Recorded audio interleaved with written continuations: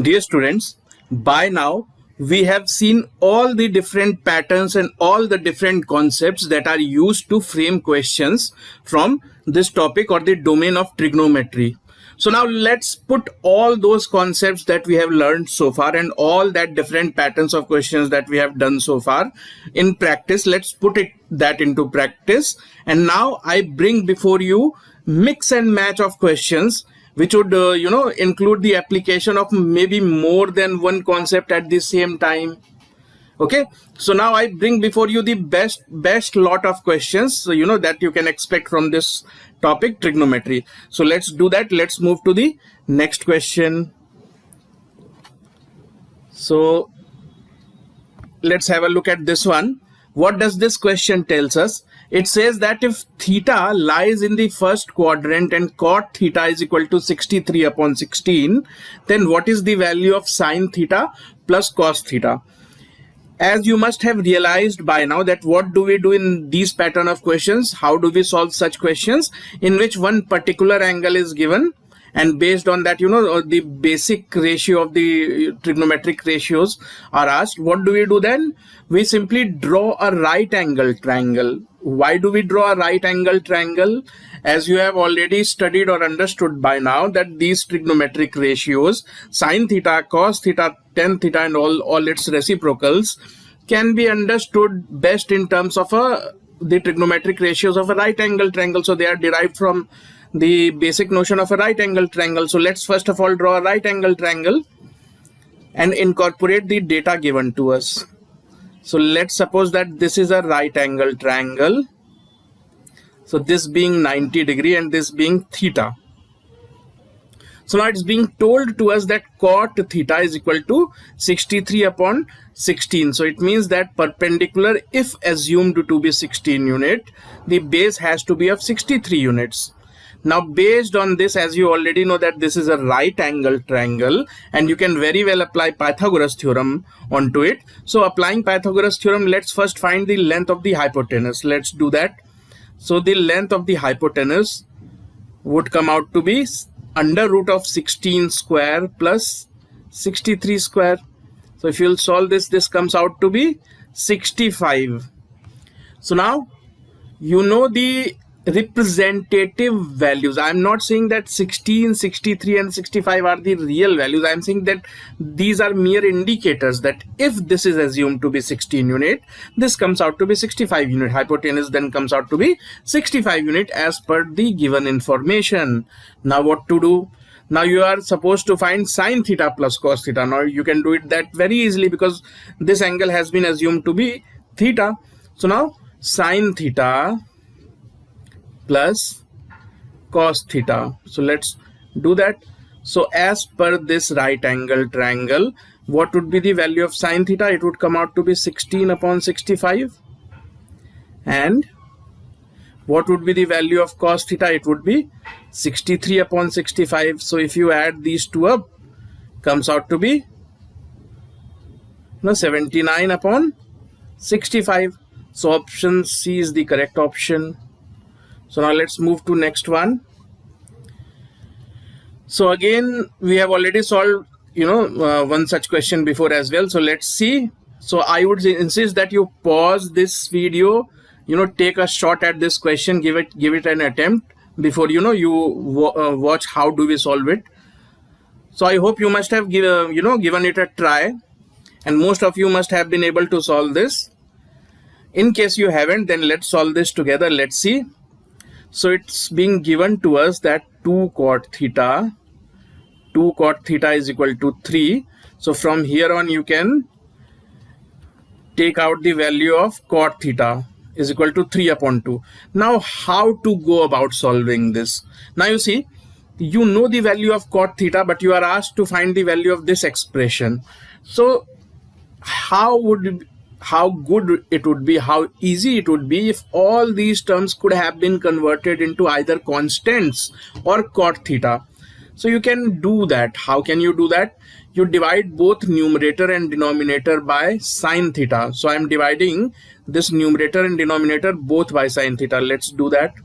So 2 cos theta minus sine theta upon sine theta. So the value of the fraction does not changes if you divide both numerator and denominator by the same factor. So that's what we are doing here. We are dividing both numerator and denominator by sine theta. Why are we doing so? Because we want only cot theta to feature in the expression. Now see what it has become. So this can now be rewritten as 2. What is cos theta by sine theta? It is cot theta. So now you have managed to express it in terms of cot theta. So 2 cot theta minus 1 upon 2 cot theta plus 1. Now you can simply substitute the value of cot theta here. So 2 cot theta would be what? 2 into 3 by 2 and then minus 1.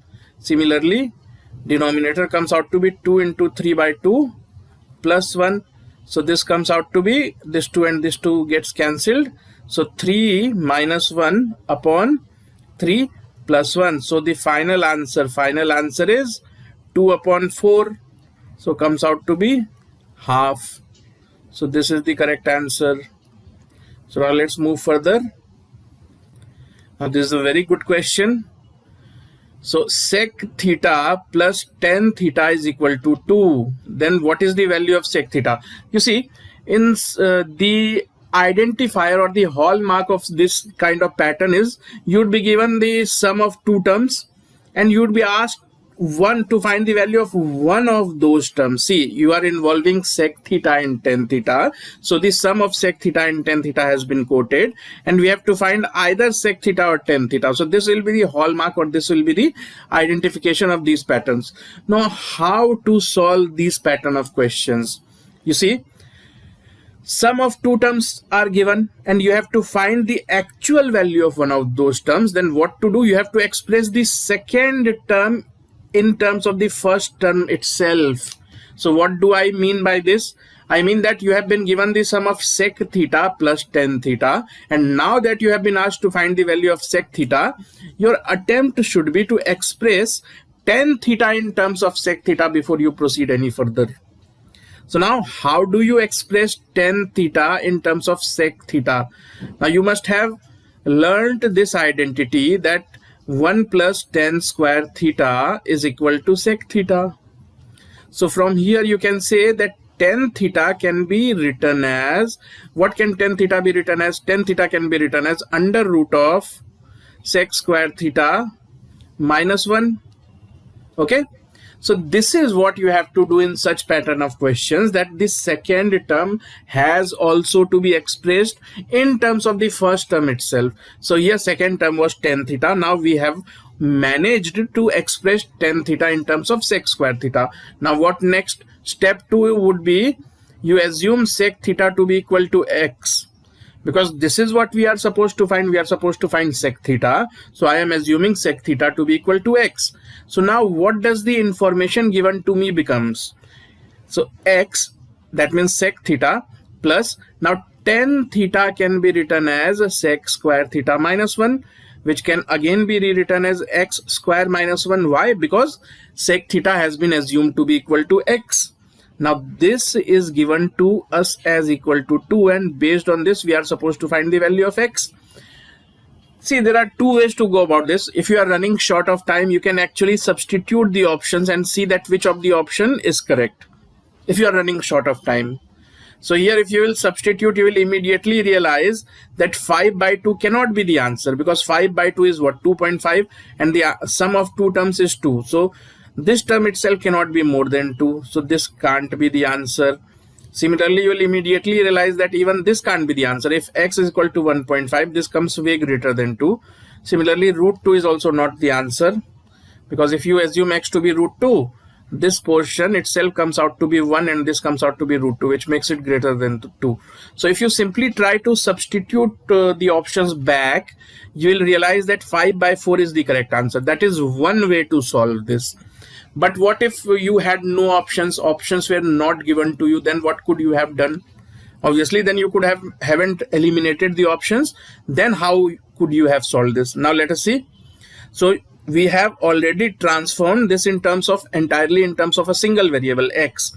So x plus under root of x square minus 1 is equal to 2, and based on this we are supposed to find the value of x. How can we do that? So we can say that under root of x square minus 1 is equal to 2 minus x. So you're square both these sides, square.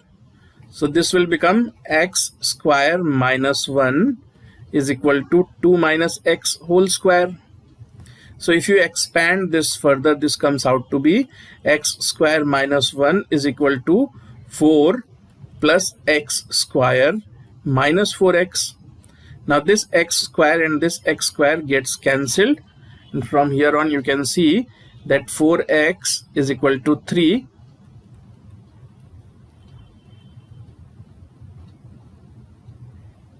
So 4x comes out to be 4 plus 1 equal to 5. So from here you can say that x is equal to 5 by 4.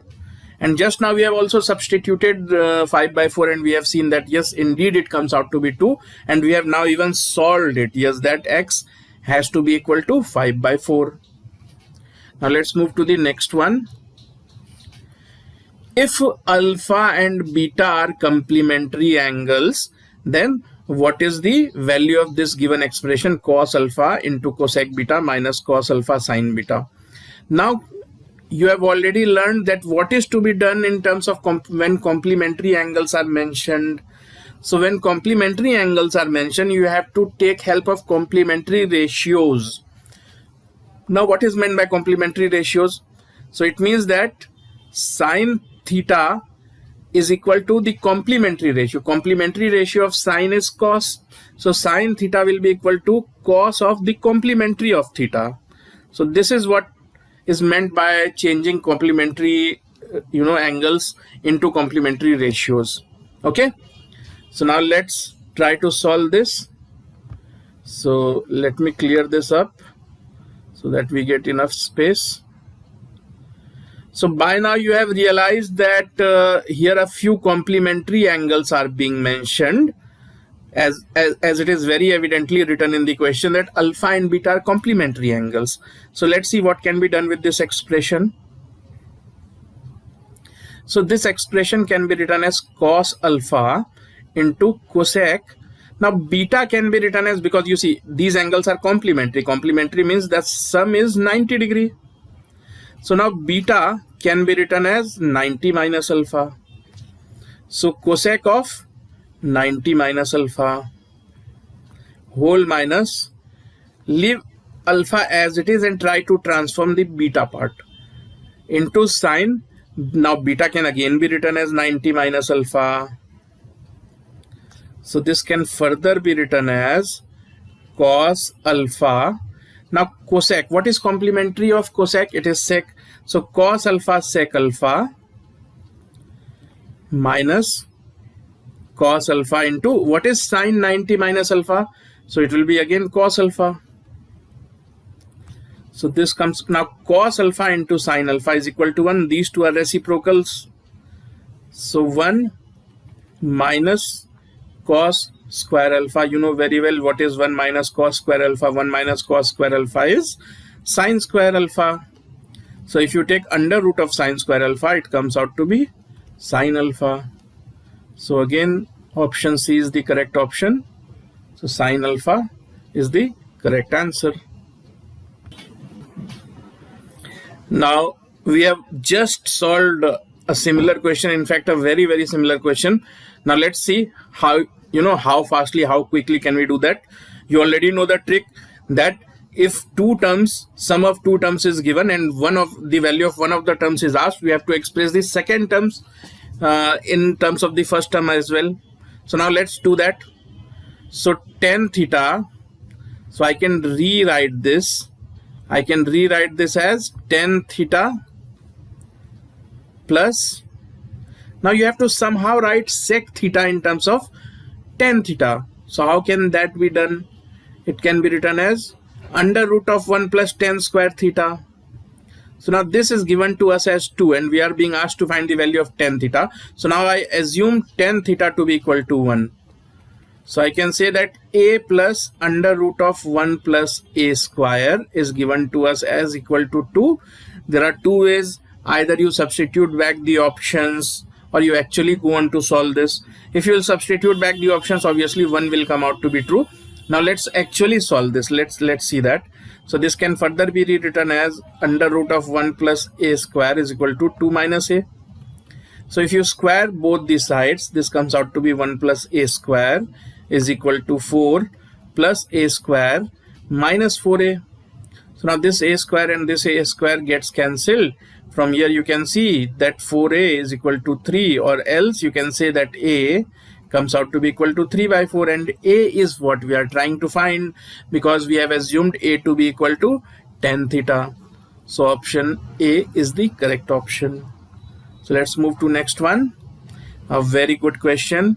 If sine theta is equal to m square minus n square upon m square plus n square, and it is given to us that theta lies between 0 and 90 degree, then what is the value of cos theta? So you see, now you have to express cos theta in terms of sine theta. So I can say that cos theta is equal to actually under root of 1 minus sine square theta. Okay, so if you do this, because we don't have the value of sine square theta, we have the value of sine theta, so we need to square this and substitute it here. So let's do that. So this can be written as 1 minus this whole square m square minus n square upon m square plus n square. So now let's expand this carefully and see what it comes out to be. So we'll do it here. So this can further be written as under root. So this whole square, because this is sine theta and we need to do 1 minus sine square theta. So hence we need to square this as well. So now denominator would become m square plus n square whole square. This would be m square plus n square whole square minus m square minus n square whole square.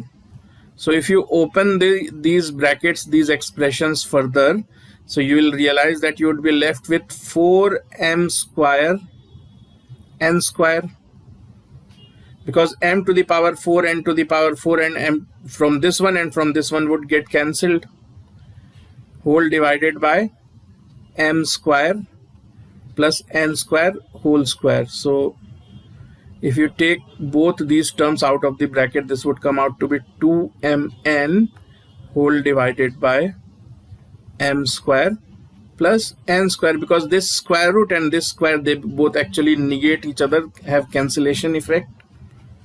So now let's move further. So now you see, this is one of the very trademark pattern of questions, that x upon a minus y upon b tan theta is equal to 1. So how to solve this in easiest possible way? You square both these equations and add them up. So if you square both sides of first equation, it will come out to be, so x square upon a square plus y square upon b square tan square theta minus 2xy upon ab tan theta. So this comes out to be equal to 1, because 1 square is also equal to 1. Similarly, if you square the second equation, it will come out to be x square upon a square tan square theta plus y square upon b square plus 2xy upon ab tan theta, and this 2 will also be equal to 1 because you have squared both sides. Now what we are supposed to do is that we have to simply add these two equations. That means equation number a and equation number b, we have to add these two. So let's see these two terms, 2xy upon ab tan theta, they both would cancel each other out, and finally you would get x square a square plus y square b square tan square theta plus x square a square tan square theta plus y square b square is equal to 1 plus 1 would come out to be equal to 2. So now what to do? You can see that x square a square and y square b square can be taken as common. So let's do that. If you take x square upon a square as common, you will get 1 plus 10 square theta. Similarly, you can take y square and b square common as well. So again, you will get 10 square theta plus 1. So from here, if you in fact take 1 plus 10 square theta comes out to be equal to what? Sec square theta. So if you take sec square theta as common, sec square theta into x square upon a square plus y square upon b square. So this is given to us as equal to 2. So from here you get that x square upon a square plus y square upon b square is equal to 2 upon sec square theta. So 2 upon sec square theta will be equal to what? 2 cos square theta. So 2 cos square theta is the correct answer. So now let's move further. Again, same question, you can see same pattern. So you simply square both these equations and add them up. So if you square the first and square the second and add them up, you will be able to solve this question. But before that, let's give this a value k. So I'm saying let's assume 3 cos theta minus 5 sin theta to be equal to a. And now we'll have to find the value of a square, because nobody is asking us to find 3 cos theta minus 5 sin theta, but we have to rather find out the value of 3 cos theta minus 5 sin theta whole square. So the job is not to find a, but it is to find the value of a square. Okay. So now what to do? We square both these sides, both these equations, we square and then add them up. So let's do that. So if you square the first equation, you will get something like this: 9 sin square theta plus 25 cos square theta plus 2 into 3 into 5 is how much? 30. So plus 30 sin theta cos theta is equal to what? 4 square, because we are squaring both sides, is equal to 16. Similarly, if you square the second equation, which we have assumed that 3 cos theta minus 5 sin theta is equal to a. So if you square this one now, so what will it come out to be? It will come out to be 9 cos square theta plus 25 sin square theta minus 30 sin theta cos theta is equal to a square, and we are supposed to find a square only. So now if you add these two terms cancel each other out. So you can take 9 as common. So 9 you take as common, it will be left with sin square theta plus cos square theta. Similarly, you can take 25 as common. So again you will get this sin square theta plus cos square theta. This side will come out to be 16 plus a square.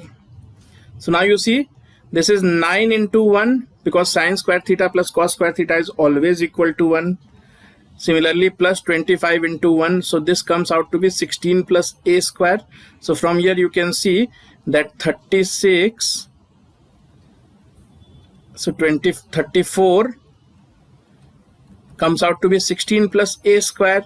So from here a square is equal to 18, and we are supposed to find a square only, we are not supposed to find a. So a square comes out to be 18. So D is the correct answer. So now let's move further. So now sin theta plus 2 cos theta is equal to 1, and 2 sin theta minus cos theta is equal to what is what we are supposed to find. Again same pattern. So what we will do, we will again assume the unknown to be equal to a before proceeding any further. So I am assuming 2 sin theta minus cos theta to be equal to a, and this time we are not supposed to find a square, we are supposed to find a only, but still the method will be same. We will square both sides. So I am squaring first equation. So if I do that, I will get sin square theta plus 4 cos square theta plus 4 sin theta cos theta is equal to 1. And if you square second equation, which you yourself have assumed to be equal to a, then what will it come out to be? It will come out to be 4 sine square theta plus cos square theta minus 4 sine theta cos theta, and this will be equal to a square because we have squared both sides. Now if you add them up, so if you add them up, these two terms would get cancelled out. So 4 sine square theta plus sine square theta is equal to 5 sine square theta. Similarly, 4 cos square theta plus cos square theta is equal to 5 cos square theta. So this is given to us as 1 plus a square. So if you take 5 as common, so you'll be left with 5 into sine square theta plus cos square theta, which is given to us as 1 plus a square. So now sine square theta plus cos square theta is always equal to 1. So I can write that 5 into 1 is equal to 1 plus a square. So from here you can see that a square is equal to 5 minus 1 is equal to 4. So a is equal to under root of 4. So either plus or minus 2. So option C is correct because you don't have minus 2 as the option. So the only correct option will be option C, which is equal to, which gives us the value that a is equal to 2. So students, so what is this question trying to convey? The shadow of a tower standing on a level plane is found to be 50 meters longer when the sun's elevation is 30 degrees than when it is at 60 degrees. Now understand what is being said to us. So suppose that this is the tower which is standing on a level plane field and the sun's elevation. So suppose that sun is here, somewhere here. So what is the concept of shadow? The tip of the shadow, the tip of the object and the sun must lie in the same straight line. So if the sun is here, the shadow would fall somewhere here, and if the sun again goes up, then you can realize that the shadow will fall more closer, more nearer to the base of the object. So this is something that is happening here. So two instances are given to us, one in which the sun is at an angle of 30 degrees and the other in which the sun is at an angle of 60 degrees. And the distance in both the cases, this shadow is longer. As you can see, if the sun is less high at less altitude, the length of the shadow is higher, longer. So that is what it is being said, that if the angle of elevation is 30 degrees, then the shadow is longer, 50 meters more long as compared to when the sun is at an angle of 60 degrees. So let us see, we'll have to draw a diagram to be able to solve this quickly. So this is the tower. So I'm taking both the instances.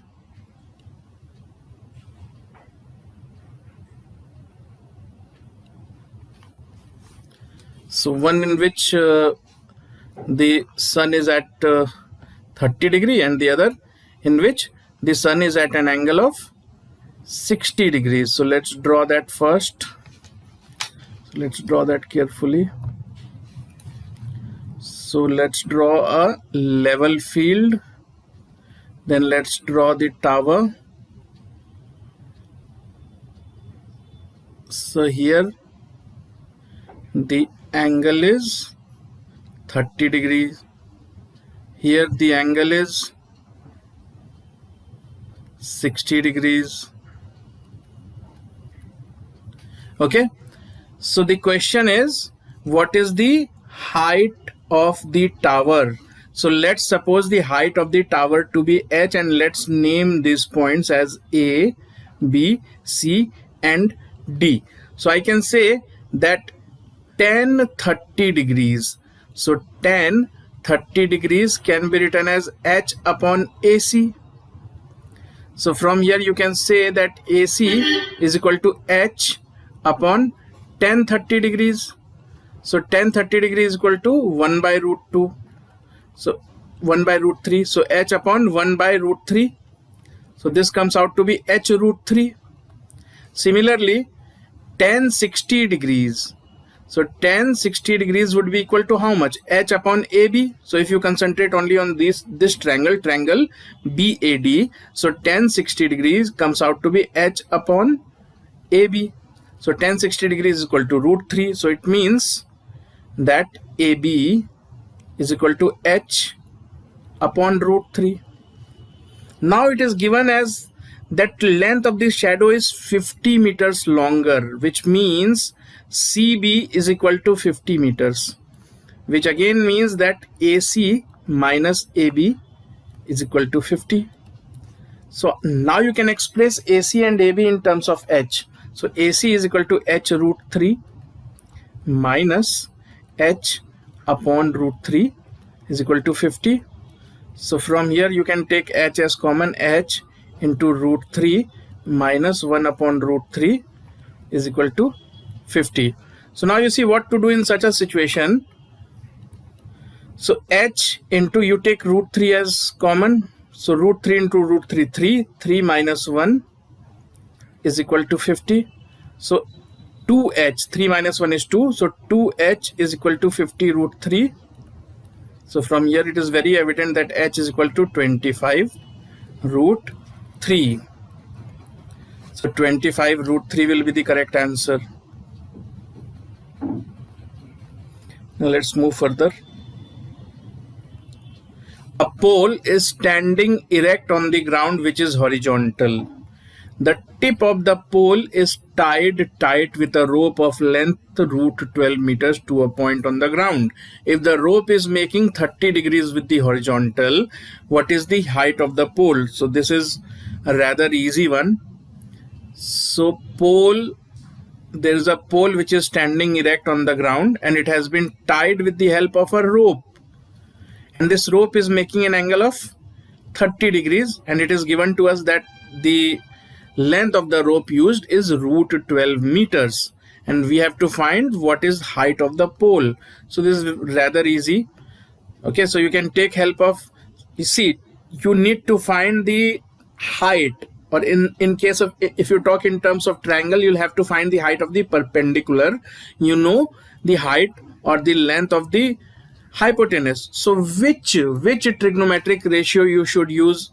We should use sine, because sine involves sine theta is equal to perpendicular upon hypotenuse. We know the value of hypotenuse, we don't know the value of perpendicular or height. That is what we are supposed to find. So we will make use of sine. So sine 30 degrees is equal to H upon root 12. Okay, so what is sine 30 degrees is equal to half. It indicates that half is equal to H upon root 12.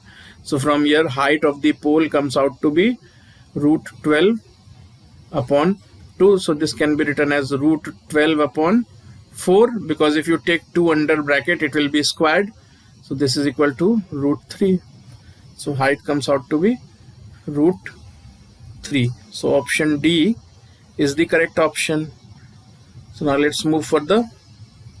From the top of a tower, the angle of depression of two objects P and Q situated on the ground on the same side of the tower, separated by a distance of 100 into 3 minus root 3, are 45 degrees and 60 degrees respectively. The height of the tower is, okay. Now you see what is the question. So from the top of the tower, the angle of depression, that means there are two objects which are situated on the same side. So let's draw the tower first. So it is given to us that there is a tower and two objects are placed on the same side of the tower. So let's draw the tower first.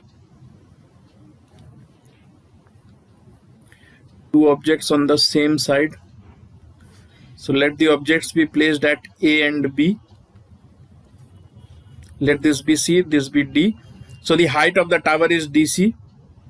So these are the two angle of depression. So two angle of depressions are given as 45 degrees and 60 degrees. So this is what is given to us. Now in triangle BDC, so let DC or the height of the tower be h. So tan 45 degrees can be written as BC upon h. So from here 1, tan 45 degrees is equal to 1, so 1 is equal to BC upon h. So from here you can express BC in terms of h, so BC comes out to be exactly equal to h. Similarly, in triangle ACD, if you apply tan 60 degrees, so tan 60 degrees come out to be AC upon h. So now tan 60 degrees is equal to root 3, so I can say that root 3 is equal to AC upon h. So from here I can express AC is equal to root 3h or h root 3. Now AB is the distance between the two objects. Now what is that distance given to us as? It is given to us as that the distance between the two objects is 100 into 3 minus root 3. So now let's apply that here. So we know that AB is equal to 100 into 3 minus root 3. So expressing this in terms of h, I can write that AB is equal to nothing but AC minus BC, which is given to us as 100 into 3 minus root 3. So now let's solve this. So AC is written as h root 3 minus BC is written as h is equal to 100 into 3 minus root 3. So if you take h common, so this is root 3 minus 1 is equal to, you take out 100 root 3s common, so this will be root 3 minus 1. So from here it is very evident that h is equal to 100 root 3. Why did I take root 3 as common? Because so that root 3 minus 1 can be formed this side as well. So 1 root 3 out of this root 3 taken out, so root 3 is left behind. So h comes out to be 100 root 3. So the answer is none of the above. Why? Because the correct answer is 100 root 3. Now let's move further. The angle of elevation of the top of a tower 30 meters high from the foot of another tower in the same place is 60 degrees, and the angle of the top of the second tower from the foot of the first tower is 30 degrees. The distance between the two towers is m times the height of the shorter tower. What is m equal to? So in first attempt, this question appears to be very complicated, very difficult. But if you read this carefully, it becomes very, very easy. It is in fact very easy. So I insist you pause this video, read this again, give it a try, because it is not as difficult as it appears to be. It is simply lengthy in its dictation, but not difficult at all. So kindly pause this video, read this once and give it an attempt yourself.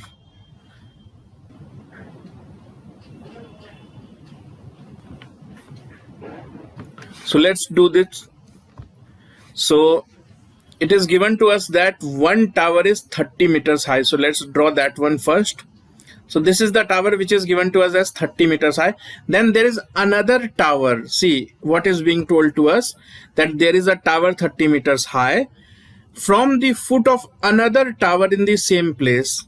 If you observe, the angle of elevation comes out to be 60 degrees. So it means that there is another tower from its foot.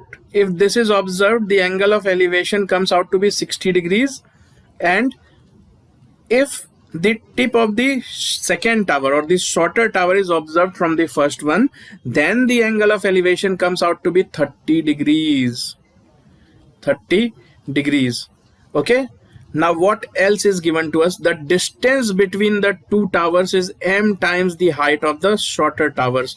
So if the height of the shorter tower is h, it is being told to us that this distance is m times. So this distance has to be written in terms of h, will have to be written as m times of h. That means mh. Okay. So now we are supposed to find, what are we supposed to find? We are supposed to find the value of m. So now you see how easy it becomes. So tan 30 degrees. So if you let's name this as ABC. So in triangle ABC, if you apply tan 30 degrees, so tan 30 degrees is equal to AB upon BC, and we know that tan 30 degrees is equal to 1 by root 3, so we can write that 1 by root 3 is equal to AB can be written as H upon BC can be written as MH. So what do we get from here? We get from here that M is equal to root 3. So you see, there was nothing much in it. You know, in fact, there is too much unnecessary information. We don't even need the height of the first tower to solve this. So it was actually a trick question, you can say. Now let's move to this one. The angle of elevation of a cloud from a point 200 meters above a lake is 30 degrees, and the angle of depression of its reflection in the lake is 60 degrees. Then the height of the cloud is. So let's draw the diagram for this first. So there is a lake, and the surface of the lake will act as the reflector. So let's draw the surface of the lake first. Then there is a point which is at a height of 200 meters. So let us name this point as A, this as B. And then there is a cloud. So let me name this cloud as C. So this cloud has an angle of elevation of 30 degrees. So this angle is 30 degrees. So let this height be equal to X. So this height is equal to 200. The reflection of the cloud, because the surface of the lake will act as the mirror, the reflection of the cloud will appear to be formed beneath the surface of the lake. At what depth? The height of the cloud, the actual height of the cloud from the lake, surface of the lake, is 200 plus X. 200 plus X. So this is the surface of the lake. This total height is 200 plus X. So the shadow will appear to be formed at the depth, exact depth, same depth, 200 plus X. So let the shadow be formed somewhere here. So this angle of depression is 60 degrees. Okay. So now let's try to solve this. So you have two different instances, one for angle of elevation, the other for angle of depression, one related to the cloud, the other related to the reflection of the cloud. So now let's name all these points for the sake of convenience. Give the name of all these corners of the triangle. This is C, this is A, this is B, this is, let me name this as D, this as E. So now in triangle CAE, so if you apply tan 30 degrees, so that will be equal to X upon AE. So tan 30 degrees is equal to 1 by root 3. So 1 by root 3 is equal to X upon AE. So from here you get that AE is equal to X root 3. Similarly, in triangle AED, if you apply tan 60 degrees, so tan 60 degrees will be equal to ED. So what is the total, length of ED? 200 plus, this height is 200 plus X. So 200 plus 200 plus X, that means 400 plus X whole divided by AE. So tan 60 degrees is equal to root 3. So root 3 is equal to 400 plus X upon AE. So from here you can say that AE is equal to 400 plus X upon root 3. So you have two different values for AE and both have to be same. So you can say that AE is equal to AE. Therefore, X root 3 must be equal to 400 plus X into root 3. So if you take this root 3 here, it becomes 3X. So 3X is equal to 400 plus X. So from here you get that 2X is equal to 400, or else X is equal to 200. Now the question is, what is the total height of the cloud? So total height of the cloud is 200 plus X. So therefore total height, cloud's height, is given to us as 200 plus x. So now you have solved that x is equal to 200. So 200 plus 200 comes out to be equal to 400. So the total height of the cloud is 400 meters.